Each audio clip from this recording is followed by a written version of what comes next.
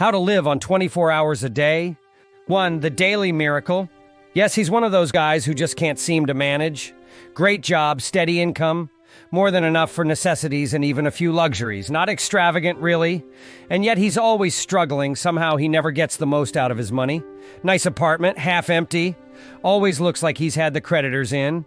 New suit, old hat, fancy tie, baggy trousers, invites you to dinner, crystal glasses, bad meat or Turkish coffee, chipped cup. He just can't figure it out.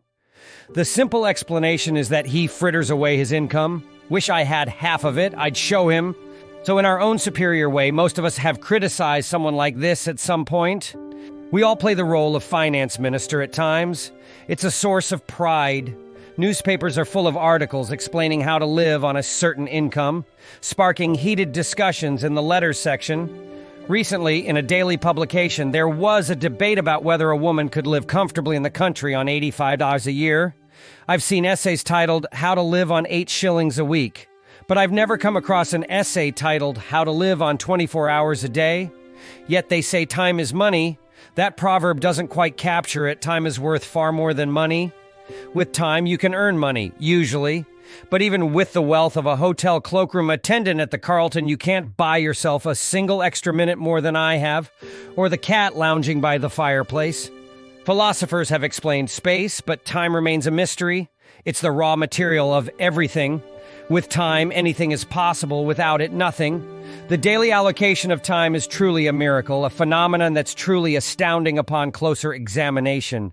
You wake up in the morning and behold, your wallet is magically filled with 24 hours of raw material from the universe of your life. It's yours. It's your most precious possession. A remarkably unique commodity bestowed upon you in a way that's just as unique as the commodity itself. And consider this, no one can steal it from you. It's unstealable, and no one gets more or less of it than you do. Talk about an ideal democracy. In the realm of time, there's no aristocracy based on wealth or intellect. Even genius doesn't get rewarded with an extra hour a day. Nor is there any punishment.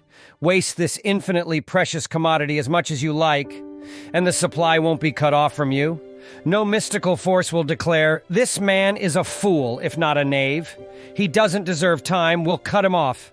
It's more certain than government bonds, and Sundays don't affect interest payments. Besides, you can't borrow against the future. You can't go into time debt. You can only squander the present moment. Tomorrow is reserved for you. The next hour is reserved for you. I called it a miracle, isn't it? You have to live within these 24 hours of daily time. From them, you have to weave together health, happiness, wealth, contentment, respect, and the evolution of your soul. How you use it, how effectively you use it, is of the utmost urgency and relevance. Everything hinges on it. Your happiness, the elusive prize that everyone is grasping for, my friends, depends on it. Isn't it strange that newspapers, so proactive and up-to-date as they are, aren't full of articles titled, How to Live on Your Allotted Time, instead of How to Live on Your Paycheck? Money is far more common than time. When you think about it, money is just about the most common thing there is. It piles up everywhere. If you can't manage to live on a certain income of money, you earn a bit more, or you steal it, or you advertise for it. Not being able to manage on $1,000 a year doesn't necessarily mean your life is in disarray. You tighten your belt and turn it into guineas and balance your budget. But if you can't arrange for the income of 24 hours a day to cover all your necessary expenses, you're definitely mismanaging your life. The supply of time, though marvelously consistent, is cruelly limited. Which one of us truly lives on 24 hours a day? And when I say lives, I don't mean merely exists or gets by. Which one of us is free from that nagging feeling that the major spending departments of our daily lives aren't being managed as they should? Which one of us is completely certain that our nice suit isn't overshadowed by a shameful hat? Or that while we're busy with the china, we haven't forgotten about the quality of the food? Which one of us hasn't been saying to ourselves all our lives, I'll change that when I have a bit more time? We'll never have more time. We have, and have always had, all the time there is. It's the realization of this profound and neglected truth, which, by the way, I didn't come up with, that led me to minutely examine the practical use of daily time expenditures